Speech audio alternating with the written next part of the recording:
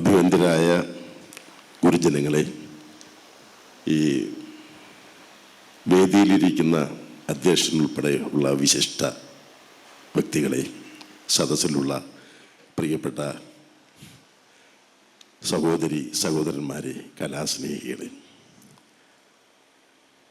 വലിയൊരു പ്രസംഗത്തിൻ്റെ ഒന്നും ആവശ്യം ഇവിടെ ഇല്ല. പിന്നെ ഉള്ളത് എന്നെക്കുറിച്ച് പറയാനാണ്. അതിൻ്റെ ഒട്ടും ആവശ്യം ഇവിടെ ഇല്ല. കാരണം നമ്മളൊക്കെ പഴയ കാലത്ത് കാരണവന്മാർ പറയുന്ന പോലെ കോണകം കൊടുത്തുകൊണ്ട് നടന്നപ്പോൾ മുതൽ ഈ വഴി കൂടെ ഇതിലൂടെയൊക്കെ എന്നെ കണ്ടിട്ടുള്ളവരാണ് ഇവിടെയുള്ളവരെല്ലാവരും. കാരണം അതിന് പ്രത്യേകത കൂടെയുണ്ട്. നേറിക്കാട്ടുള്ള കവലയിൽ, മുതലവാല കവലയിൽ വർഷങ്ങളായിട്ട് ചായക്കട നടത്തിയിരുന്ന എൻ്റെ അച്ഛൻ എല്ലാ വർഷവും ഉള്ള തിരുവഞ്ചൂർ അമ്പലത്തിൽ മീനഭരണിക്കും 10-ാം തീയതിനുമൊക്കെ കാവടിയും അതുപോലെ കുമ്പോടവും ഒക്കെ ആയിട്ട് പിന്നെ ചെറിയ ചെറിയ നാടകങ്ങളായിട്ട് അങ്ങനെ നിരവധി തവണ പ്രൊഫഷണൽ നാടകങ്ങളിലൂടെ കേരളത്തിലെ ഒരുവിധപ്പെട്ട എല്ലാ സമിതികളിലും നാടകങ്ങൾ കളിച്ചിട്ടുണ്ട്. ആ നാടകങ്ങളൊക്കെ ഈ അമ്പലത്തിലും പരിസരത്തിലുള്ള നമ്മുടെ അമ്പലങ്ങളിലും ഒക്കെ കളിച്ചിട്ടുണ്ട്. അങ്ങനെ ഞാനും വളരെ പരിചിതനായ ഒരാളാണ്. അപ്പോൾ അതുകൊണ്ട് എന്നെക്കുറിച്ച് കൂടുതലൊന്നും പറയേണ്ട കാര്യമില്ല. എന്നിരുന്നാലും നേരത്തെ നമ്മുടെ മഞ്ജു പറഞ്ഞതുപോലെ നമ്മുടെ വീട്ടിൽ നിന്ന് നമുക്കൊരു അംഗീകാരം കിട്ടുന്നതാണ് ആദ്യത്തെ ഏറ്റവും വലിയൊരു അംഗീകാരമായിട്ട് നമ്മൾ കണക്കാക്കേണ്ടത്. നമ്മുടെ വീട്ടിലുള്ള സഹോദരി സഹോദരന്മാർ, മാതാപിതാക്കൾ, ഇവരൊക്കെ തൊട്ടടുത്തുള്ള അയൽവക്കക്കാർ നമ്മളെ അംഗീകരിച്ചില്ലെങ്കിൽ നമ്മൾ ഏത് മേഖലയിൽ പോയി എത്ര വലിയവനായാലും അതുകൊണ്ട് നമുക്ക് മാനസികമായ ഒരു സന്തോഷമുണ്ടാകണമെന്നില്ല. കാരണം നമ്മൾ ഓർക്കുമ്പോൾ ഇവിടെ എന്നെ ഇങ്ങനെ അംഗീകരിക്കുന്നുണ്ടല്ലോ, എൻ്റെ വീട്ടുകാരും എൻ്റെ നാട്ടുകാരും എന്നെ മൈൻഡ് ചെയ്യുന്നില്ല, അവർക്കൊരു പുച്ഛമാണല്ലോ എന്നൊക്കെ നമുക്ക് തോന്നാം. അവിടെ നമ്മുടെ എല്ലാ മാനസിക ശക്തിയും ക്ഷയിക്കും. എന്നിട്ട് പിന്നെ മറ്റുള്ള സ്ഥലത്ത് നമ്മളെ അംഗീകരിക്കുന്നുണ്ട്, നമ്മളെ വളരെയധികം വലിയതായിട്ടാണ് കാണുന്നതെന്ന് അറിയാൻ ഈ നാട്ടുകാരും അവിടെ വരുന്നുണ്ടോ? ആരും വരുന്നുമില്ല. അവർക്കൊന്ന് കാണാനുള്ള അവസരവും ഉണ്ടാകത്തില്ല. എങ്കിൽ നമുക്ക് ഓർക്കാരും നിങ്ങളൊക്കെ അങ്ങോട്ട് വാ, അവിടെ വെച്ച് ഞാൻ കാണിച്ചു തരാം ഞാൻ ആരാണെന്നുള്ളത്. അതിനുള്ള അവസരം കിട്ടത്തുമില്ല. അപ്പം അതുകൊണ്ട് ഏറ്റവും ആദ്യം നമ്മളെ അംഗീകരിക്കേണ്ടത് നമ്മുടെ വീട്ടുകാരാണ്, പിന്നെ നമ്മുടെ അയൽവക്കക്കാരാണ്, നാട്ടുകാരാണ്. അങ്ങനെ വരുന്ന ഒരു അംഗീകാരം അത് ചെറുതോ വലുതോ എന്നുള്ളതല്ല. ആ അംഗീകാരം വലുതായാലും ചെറുതായാലും അംഗീകാരം എന്ന ആ വാക്കിൻ്റെ അർത്ഥം തന്നെയാണ് എല്ലാത്തിനും ഉള്ളത് എന്ന് വിശ്വസിക്കുന്ന ഒരാളാണ് ഞാൻ. അത് മഞ്ജു എടുത്ത് പറഞ്ഞപ്പോൾ വളരെ സന്തോഷം തോന്നി. അപ്പോൾ ഈ നമ്മുടെ ഈ സംഘടനയുടെ പേര് തണൽ എന്നാണ്. ആണല്ലോ, തണലാണ്. തണൽ എന്ന് കേൾക്കുമ്പോൾ തന്നെ നമ്മുടെ മനസ്സിലൊരു കുളിർമയുണ്ടാകും. തണൽ എന്ന് പറയുമ്പോൾ അത് പലർക്കും പല രീതിയിലാണ് തോന്നുന്നത്. തണൽ എന്ന് പറയുമ്പോൾ വെയിൽ കൊണ്ട് പൊരിഞ്ഞു നിൽക്കുന്നവരെ സംബന്ധിച്ച് ഏറ്റവും വലിയൊരു ആശ്വാസവാക്കായിരിക്കും തണൽ എന്ന് കേൾക്കുമ്പോൾ. എവിടെ എന്ന് ചോദിച്ചവൻ വളരെ ജാഗരൂകനാകും. അപ്പോൾ തണൽ എന്ന് പറയുന്നത് ആർക്ക് വേണ്ടിയിട്ടാണ്? വെയിൽ കൊണ്ട് പൊരിഞ്ഞ് ബുദ്ധിമുട്ടി കഷ്ടപ്പെട്ട് നിൽക്കുന്നവർക്ക് വേണ്ടിയാണ് തണൽ ആവശ്യം. അതാരാണ് ഏറ്റവും കൂടുതൽ വെയിൽ കൊണ്ട് പൊരിഞ്ഞു നിൽക്കുന്നവർ എന്ന് മനസ്സിലാക്കേണ്ടത് ആ തണൽ വൃക്ഷമാണ്. പക്ഷേ വൃക്ഷത്തിന് ഒരിക്കലും വെയിൽ കൊണ്ട് പൊരിഞ്ഞു നിൽക്കുന്നതിൻ്റെ അടുത്തേക്ക് ചെല്ലാൻ കഴിയില്ല. ഈ തണൽ കൊണ്ട് പൊരിയുന്നവൻ വേണം ഈ തണൽ എവിടെ ഉണ്ട്, ഏത് വൃക്ഷമാണ് തണൽ കിട്ടുന്നത്, എവിടെയാണ് കിട്ടുന്നതെന്ന് അന്വേഷിച്ച് പോകേണ്ടി വരും. എന്നാൽ ഈ തണലിന് ഒരു പ്രത്യേകതയുണ്ട്. നേരെ തിരിച്ച് നമുക്ക് ചിന്തിക്കാം. എവിടാണ്, ആർക്കാണ് കൂടുതൽ വെയിൽ കൊണ്ട് പൊരിയുന്നത്, ആരാണ് കൂടുതൽ വെയിലിൻ്റെ ബുദ്ധിമുട്ട്, ചൂടിൻ്റെ ബുദ്ധിമുട്ട് അനുഭവിക്കുന്നത് എന്ന് കണ്ടെത്തി ഈ തണൽ വൃക്ഷത്തിന് അവരുടെ അടുത്തേക്ക് ചെന്ന് തണൽ കൊടുക്കാം. അതാണ് ഇതിൻ്റെ പ്രത്യേകത. അങ്ങനെയുള്ള ഈ തണൽ വളരെയധികം ശക്തി പ്രാപിച്ചു വരട്ടെ. അതുപോലെ തണൽ മരങ്ങൾ പല രീതിയിലുണ്ടല്ലോ. ഇതൊരു നമ്മളിപ്പോൾ അറിയപ്പെടുന്നത് വടവൃക്ഷങ്ങളാണ് ഏറ്റവും കൂടുതൽ തണൽ കൊടുക്കുന്നത്. അത് പല അളവിലുള്ള വടവൃക്ഷങ്ങളുണ്ട്. അപ്പം അതുപോലെ ഇടതൂർന്ന് വളരുന്ന ശിഖരങ്ങളോടുകൂടി, ഇടതൂർന്ന് വളരുന്ന അതിൽ ലതാദികളോടുകൂടി ആ തണൽ മരം അതിഗംഭീരമായി തൻ്റെ ചുവട്ടിൽ നിന്നും, മരത്തിൻ്റെ ചുവട്ടിൽ നിന്നും അടുത്തുള്ള പ്രദേശങ്ങളിലേക്ക് പടർന്ന് പന്തലിച്ചുകൊണ്ടിരിക്കുന്ന ഒരു അവസ്ഥയിലേക്ക് വരണം എന്നാണ് നമ്മൾ ആഗ്രഹിക്കേണ്ടത്. ആ ഒരു ചിന്താഗതിയോടുകൂടി ഇതിൽ ഉള്ള ഓരോരുത്തരും മനസ്സിൽ കരുതിക്കൊണ്ട് നമ്മൾ മുന്നോട്ട് പോയാൽ തീർച്ചയായും ആ ലക്ഷ്യത്തിലെത്താൻ സാധിക്കും എന്നുള്ളതാണ് എൻ്റെ അഭിപ്രായവും എൻ്റെ അനുഭവവും. കഴിഞ്ഞ 50 വർഷങ്ങളിലൂടെ മനസ്സിൽ ഒരു ലക്ഷ്യവും വെച്ചുകൊണ്ട് ആരോടും പറയാതെ അല്ലെങ്കിൽ മനസ്സിൽ കൊണ്ടു നടന്ന ലക്ഷ്യത്തിലേക്ക് ഞാൻ അതിൻ്റെ അവസാന ഭാഗങ്ങളിലേക്കാണ് കടന്നു ചെല്ലുന്നതെങ്കിലും എനിക്ക് എത്തിപ്പെടാൻ സാധിച്ചു എന്നുള്ളത് ഏറ്റവും വലിയൊരു ദൈവാനുഗ്രഹമാണ്, അല്ലെങ്കിൽ ഒരു ശക്തിവിശേഷമായിട്ടാണ് ഞാൻ ഇപ്പോഴും കാണുന്നത്. അത് എത്തിപ്പെട്ടു എങ്കിൽ പോലും നമ്മൾ എത്തിപ്പെട്ടു, ഇനി ഞാൻ എല്ലാം നേടിക്കഴിഞ്ഞു എന്ന ചിന്തയോ അഹങ്കാരമോ ഒരിക്കലും നമ്മളിൽ ഉണ്ടാവാൻ പാടില്ല. ഏത് മേഖലയിലായാലും, നമ്മൾ ഉദ്ദേശിക്കുന്ന ലക്ഷ്യത്തിലെത്തിക്കഴിഞ്ഞു, ഞാൻ ഇനി എല്ലാം നേടിക്കഴിഞ്ഞു എന്നൊന്നും ഒരിക്കലും ആരും വിചാരിക്കരുത്. നേട്ടങ്ങൾ നമ്മളെ ഇങ്ങനെ നമ്മുടെ പിന്നാലെ ഇങ്ങനെ വന്നുകൊണ്ടിരിക്കും, അനുസൂതം ഇങ്ങനെ വന്നുകൊണ്ടിരിക്കും. ആ സമയങ്ങളിലെല്ലാം നമ്മൾ ചിന്തിക്കേണ്ട ഒരു കാര്യമുണ്ട്. നമ്മളെപ്പോഴും ഒന്ന് പുറകോട്ട് ചിന്തിക്കണം. നമ്മൾ മുൻപ് ആരായിരുന്നു, എങ്ങനെയായിരുന്നു, എങ്ങനെ ഇവിടെ എത്തി എന്നുള്ള കാര്യത്തെക്കുറിച്ച് നമ്മൾ ചിന്തിക്കണം. വന്ന വഴികൾ നമ്മൾ മറക്കരുത്. വന്ന വഴികളിലൂടെ എങ്ങനെയാണ് നമ്മൾ ഈ സ്ഥലത്ത് എത്തിച്ചേർന്നത് എന്നുള്ളതിനെക്കുറിച്ച് നമ്മൾ ചിന്തിക്കുന്നത് നമ്മുടെ തുടർന്നുള്ള നിലനിൽപ്പിനെ അത് ഗുണം ചെയ്യും എന്നുള്ളൊരു അനുഭവം കൂടെയാണ് ഞാൻ പറയുന്നത്. വന്ന വഴികൾ മറക്കുന്നവർ തീർച്ചയായിട്ടും തൻ്റെ മാതാപിതാക്കളെ മറക്കും. മാതാപിതാക്കളെ മറക്കുന്നവർ വന്ന വഴികളും മറക്കും. ഇതാണ് ഒരു ഫാക്റ്റ്.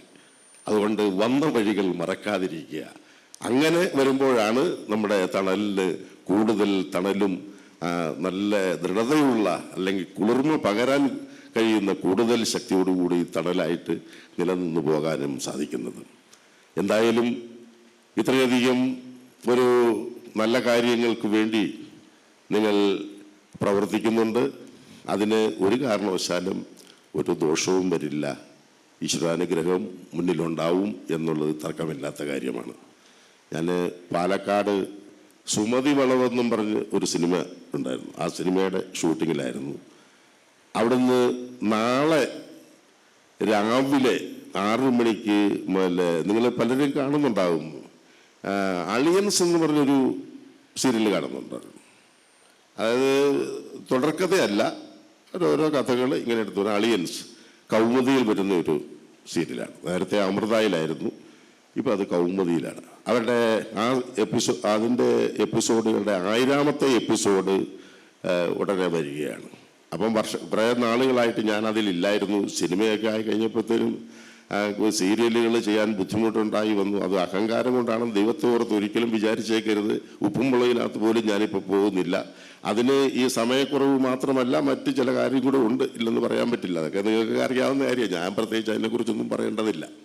എന്നിരുന്നാലും ഞാൻ ഈ അലിയൻസിലാണെങ്കിലും കുറേ കാലമായിട്ട് പോകാതിരിക്കായിരുന്നു. അപ്പോൾ അവരെന്നോട് നിർബന്ധിച്ചിട്ട് ഇങ്ങനെ പറഞ്ഞു, ചേട്ടാ ഈ 1000ാമത്തെ എപ്പിസോഡിലെങ്കിലും ഒന്ന് വരണേ എന്ന് പറഞ്ഞു. അപ്പോൾ അതിനൊരു ക്ലീറ്റസ് എന്ന് പറയുന്നൊരു ക്യാരക്ടറുണ്ട്. അതിൻ്റെ അച്ഛനായിട്ടാണ് ഞാൻ എപ്പോഴും പാലായിൽ കൃഷിയും കാര്യങ്ങളും ഒക്കെ ആയിട്ട് നിൽക്കുന്നതായിട്ടാണ് സൗകര്യം അങ്ങനെ പറയുന്നത്. അപ്പോൾ അതുകൊണ്ട് ഒരു പപ്പ എന്ന് അതിനകത്തിടയ്ക്ക് പറയുന്നതൊക്കെ നിങ്ങൾ കേട്ടിട്ടുണ്ടാവും. ആ പപ്പ ആയിട്ട് ഒരു ഇതുകൂടെ ഒന്ന് ചെല്ലണം, ഈ 1000ാമത്തെ എപ്പിസോഡിൽ നിന്ന് ചേട്ടൻ വേണമെന്ന് ഇങ്ങനെ നിർബന്ധിച്ച് പറഞ്ഞുകൊണ്ട് ഞാൻ അതിനുവേണ്ടി വന്നതാണ്. അപ്പോൾ ആ കൂടെയാണ് ഓർത്ത്, അയ്യോ ഇങ്ങനൊരു സംഭവം ഉണ്ടല്ലോ ഇവിടെ. ഷാജൻ ഇന്ന് വീട്ടിൽ വന്ന് പറയുമ്പോഴും ഞാൻ വിചാരിച്ചു പിന്നെ അനക്കമൊന്നും ഇല്ലാത്തതുകൊണ്ട് രക്ഷപ്പെട്ട് കാണും, അല്ലെങ്കിൽ രക്ഷപ്പെട്ട് പോകാൻ നേരെ തിരുവനന്തപുരം പോകാമെന്നൊക്കെ ഞാൻ വിചാരിച്ചു.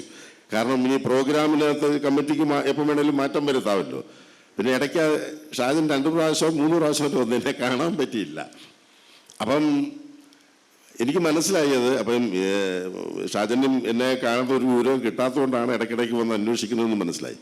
എന്നാലും ഞാനിത് കരുതി തന്നെയാണ് ഇരുന്നത്. അപ്പം ഇന്ന് ഇന്ന് വന്നില്ലായിരുന്നുവെങ്കിൽ ഒരു പക്ഷേ ചിലപ്പം ഞാൻ തിരുവനന്തപുരം പോയേനെ. അപ്പം എന്നാലും ഓർത്താൽ തീർച്ചയായിട്ടും ഇവിടെ നിൽക്കണം, അങ്ങനെ ഞാൻ ഓർത്തിരുന്നു. അപ്പം ഷാജൻ വരികയും ചെയ്തു, ഞാൻ ഓർക്കുകയും ചെയ്തു. ഓർത്തപ്പോൾ പിന്നെ എനിക്ക് വരാതിരിക്കാൻ പറ്റാത്ത ഒരു മാനസികാവസ്ഥയാണ്. കാരണം വന്നില്ലെങ്കിൽ പറയുക പുള്ളി ഇപ്പം വലിയ സിനിമാടനാണെന്നുള്ള ഭാവത്തിലൊക്കെ നടപ്പം, അതുകൊണ്ടൊക്കെ ആയിരിക്കും ഇവിടെ നമ്മുടെ നാട്ടിൻപുറത്തൊരു പരിപാടി ചെയ്യണമെന്നിട്ട് വിളിച്ചിട്ട് വരാനും ഒക്കെ ഒരു വലിയ ബുദ്ധിമുട്ടും കാര്യങ്ങളും ഒക്കെ ആയിട്ട് വരുന്നത് എന്ന് ആരെങ്കിലും ധരിച്ചു പോയാൽ അതെനിക്ക് വിഷമമുണ്ടാക്കുന്നൊരു കാര്യം കൂടിയാണ്.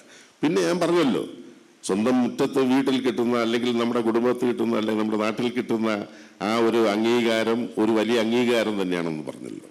അപ്പം അതുകൊണ്ട് ഇവിടെ വരാതിരിക്കാൻ കഴിയില്ല.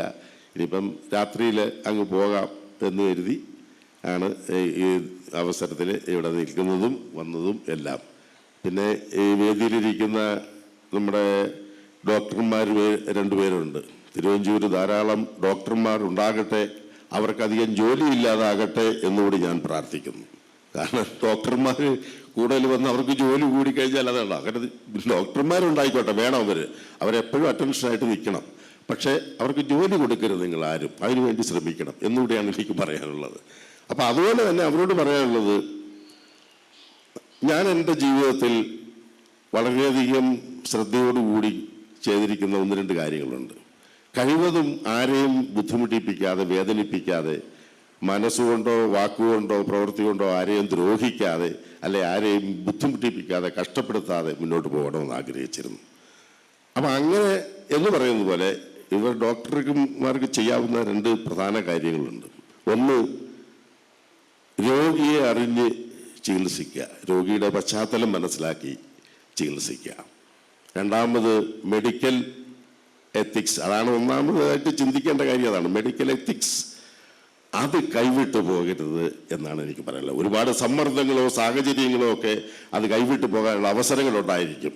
എങ്കിലും ഹരിചന്ദ്രനെ പോലെ തന്നെ നിങ്ങൾ ആ എത്തിക്സ്, മെഡിക്കൽ എത്തിക്സ് കൈവിടാതെ അങ്ങനെ പിടിച്ചു തന്നെ മുന്നോട്ട് പോയാൽ ജീവിതത്തിൽ നിങ്ങൾ ഉദ്ദേശിക്കുന്നതിനും അപ്പുറത്ത് നിങ്ങൾക്ക് എത്തിച്ചേരാൻ സാധിക്കും എന്ന് തീർച്ചയായും മനസ്സിലാക്കാം. കാരണം ജീവിതത്തിൽ ആതുര ലോകത്ത് വലിയവരായിട്ടുള്ള ആളുകളെ കുറിച്ചൊക്കെ നിങ്ങൾ പഠിച്ചു നോക്കിക്കോ, അവരാരും മെഡിക്കൽ എത്തിക്സ് കൈവിട്ടു പോയവരല്ല.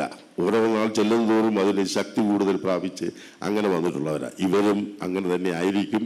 കാരണം നമ്മുടെ നാട്ടുകാരാണല്ലോ, അതുകൊണ്ട് നമുക്ക് അങ്ങനെ ചിന്തിക്കാൻ പറ്റുള്ളൂ. നമ്മൾ അങ്ങനെ കഴിവ് അവരങ്ങനെ ചെയ്യുള്ളൂ എന്നും വിശ്വസിക്കുന്നു. ഇപ്പോഴേ ഇത് പറയുമ്പോൾ എപ്പോഴെങ്കിലും അവരിതൊന്ന് ഓർത്തു കഴിഞ്ഞാൽ അന്നേരം അവർക്ക് ചിന്തിക്കാൻ കഴിയുമല്ലോ എന്നുള്ളതാണ് എനിക്ക് അവരോട് പറയാനുള്ള ഒരു ഉപദേശമൊന്നുമല്ല, ഒരു എന്താണ് പറയുക, ഒരു നാട്ടുകാരൻ ഒരാൾ പറയുന്ന ഒരു കാര്യമായിട്ട് അത് ചിലപ്പോൾ അവർക്ക് ഉപകരിക്കും എന്നുള്ളത് തർക്കമില്ലാത്ത കാര്യമാണ്. അങ്ങനെ എല്ലാവർക്കും ഇങ്ങനെ ഒരു അവസരത്തിൽ വന്ന് നമ്മൾ തമ്മിൽ ഇങ്ങനെ സംസാരിക്കാനും കാണുവാനും ഒക്കെ ഇടയാക്കി തന്നതിന് ഇതിൻ്റെ സംഘാടകരോടും പ്രത്യേകിച്ച് ഷാജനോടും, ഷാജൻ്റെ ഞങ്ങൾ തമ്മിൽ സുഹൃത്തുക്കളാകുന്ന കുന്ന സ്കൂളിൽ പിടിച്ചുകൊണ്ടിരിക്കുമ്പോൾ പോലെയാണ്. ഒരു ബെഞ്ചിലിരുന്ന് അങ്ങോട്ടും ഇങ്ങോട്ടും കുറേ തള്ളിയതാണ്. അങ്ങനെ തള്ളി ഞങ്ങളെ നേരെ ബാക്കിലേക്ക് അടിച്ചു. ഞാൻ ഇച്ചിരി പൊക്കം കുറഞ്ഞ ഒക്കെ ആളായിരുന്നെങ്കിൽ പോലും അവിടുന്ന് ഫിലിപ്പ് എന്നൊക്കെ പറയുന്ന 7 പൊക്കമുള്ള ഫിലിപ്പിൻ്റെ ഒക്കെ ഒപ്പം എന്നെ ബാക്ക് ബെഞ്ചിലേക്ക് തള്ളി. കാരണം ഞങ്ങൾ ഈ കലയും നാടകവും ഒക്കെ ആയിട്ട് അത് സ്കൂളിൽ നടന്നിരുന്നതുകൊണ്ട് പഠിക്കത്തൊന്നുമില്ലായിരുന്നു. ഷാജനാണെങ്കിൽ നല്ലൊരു സ്പോർട്സ്മാൻ ആയിരുന്നു, നല്ലൊരു നടനായിരുന്നു. പക്ഷെ ആ പ്രതിഭയൊക്കെ നഷ്ടപ്പെട്ടു പോയിട്ടില്ല, ഇപ്പോഴും ഉണ്ടെന്നുള്ളതാണ് എൻ്റെ വിശ്വാസം. അപ്പം അങ്ങനെ ഞങ്ങൾ വളർന്ന ആളാണ്. അപ്പം ഷാജൻ്റെ ഫാദർ ഉണ്ട്, ദേവസ്യാച്ചൻ. അവിടെ ഞാൻ എൻ്റെ ചെറുപ്പം പോലെ ഷാജനെ കാണുന്നതിന് മുമ്പേ ഞാൻ പുള്ളിയെ കണ്ടിട്ടുണ്ട്. കാരണം പുള്ളി ചായ കുടിക്കാൻ വേണ്ടിയിട്ട് അച്ഛൻ്റെ കടയിൽ വരുമായിരുന്നു. അന്ന് മുതലേ ഇങ്ങനെ അച്ഛൻ പുള്ളിയോട് വളരെ ബഹുമാനത്തോട് പരസ്പരം അങ്ങോട്ടും ഇങ്ങോട്ടും ബഹുമാനിച്ച് ദേവസ്യാച്ചനോട്ടൊക്കെ ആയിട്ട് ഇങ്ങനെ സംസാരിക്കുകയോ എടുക്കുകയോ ചെയ്യുമ്പോൾ നമ്മളത് ശ്രദ്ധിക്കുമായിരുന്നു.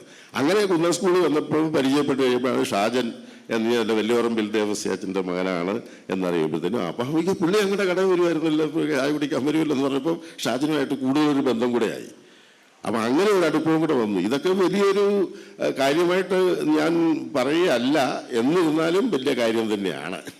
കാരണം പരസ്പര ബന്ധങ്ങളും സ്നേഹങ്ങളും ഇഷ്ടങ്ങളും നിലനിർത്താൻ വേണ്ടി ശ്രമിക്കേണ്ടത് ഈ തണലിനോടൊപ്പം തന്നെ നമ്മളും വിചാരിക്കേണ്ട കാര്യമാണ്. എല്ലാവരെയും നമുക്ക് നന്നാക്കി കൊണ്ടുപോകാനോ അങ്ങനെയുള്ളൊരു ചിന്തയൊന്നും വേണ്ട, നടക്കത്തില്ല. വരുന്നവരെയൊക്കെ അതിലേക്കൊക്കെ വരുന്നവരെ പരമാവധി നമ്മൾ സഹായിക്കുക, പരമാവധി അവർക്ക് വേണ്ട സഹായങ്ങൾ ചെയ്തു കൊടുക്കാം, പരസ്പരം അങ്ങോട്ടും ഇങ്ങോട്ടും നമ്മൾ സഹകരിക്കുക. എല്ലാ ഈഗോയിസങ്ങളും മാറ്റിവെക്കണം, എങ്കിൽ മാത്രമേ എല്ലാവർക്കും ഒരുമിച്ച് സഹകരിക്കാൻ ഉണ്ടാവുള്ളൂ.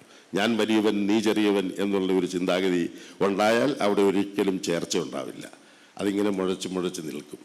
ചെറിയ മുഴകൾ വലിയ മുഴകളായി വന്ന് അത് വലിയ സംഭവങ്ങളായി മാറും. അപ്പം അതുകൊണ്ട് ഈഗോയിസം വേണ്ട. നമ്മളെല്ലാവരും ഈ നാട്ടിലുള്ളവരാണ്, എല്ലാവരും സഹോദരി സഹോദരന്മാരാണ് എന്നുള്ള രീതിയിൽ നമ്മളെ കൊണ്ട് കഴിയാവുന്ന പരസ്പര സഹായങ്ങൾ അങ്ങോട്ടും ഇങ്ങോട്ടുമൊക്കെ ചെയ്ത് ഇതായിട്ട് പോട്ടെ. പിന്നെ പ്രദീപ് എൻ്റെ ഒരു ശിഷ്യനും കൂടെ ആയിരുന്നു നാടകലോകത്ത് കേട്ടോ എന്ന് വേണം പറയുന്നു. കാരണം ഇവർ കൊച്ചു പിള്ളേർ ഒരു സെക്ഷനാണ്, ബാല നാടകക്കാരാണ് ഞാൻ നാടകത്തിലേക്ക് വരുന്ന സമയത്തൊക്കെ. അപ്പം അന്നേരം അവർക്ക് വേണ്ട പ്രദേശങ്ങളും കാര്യങ്ങളും ഒക്കെ ഞാനൊന്ന് കൊടുക്കുമായിരുന്നു. രവിചേട്ടൻ, അതായത് പ്രദീപിൻ്റെ അച്ഛനും ഒക്കെ ആയിട്ടും നല്ല ബന്ധം ഉണ്ടായിരുന്ന ഇതാണ്. പ്രദീപിന് വളരെ എന്നെക്കാളും മുമ്പ് സീരിയൽ രംഗത്തൊക്കെ വന്ന് ഷൈൻ ചെയ്ത ആളാണ് പ്രദീപ്. ഇപ്പോഴും പ്രദീപ് ആ ഒരു നിലയിൽ തന്നെയാണ് കഴിഞ്ഞു പോകുന്നത്. എന്തായാലും എല്ലാവർക്കും കൂടുതൽ ഉയരങ്ങളിലേക്ക്, പിന്നെ രാഷ്ട്രീയ രംഗത്തുള്ള ബാക്കിയുള്ള ആളുകളെ കുറിച്ച് ഞാൻ പറയണില്ല. അവരെപ്പോഴും നിങ്ങളുടെ മുന്നിലുണ്ടല്ലോ. പല കാര്യങ്ങൾക്കായിട്ട് നിങ്ങളുടെ ഏത് പ്രശ്നങ്ങൾക്കും നിങ്ങളുടെ മുന്നിൽ നിൽക്കുന്ന ജനസേവകരാണ് അവർ. യഥാർത്ഥ ജനസേവകരായിട്ട് തന്നെയാണ് അവരിപ്പോഴും ജീവിക്കുന്നത്. അതുകൊണ്ടാണ് അവർ വീണ്ടും ജയിച്ചുകൊണ്ടിരിക്കുന്നതും ജനങ്ങളുടെ അംഗീകാരം അവർക്ക്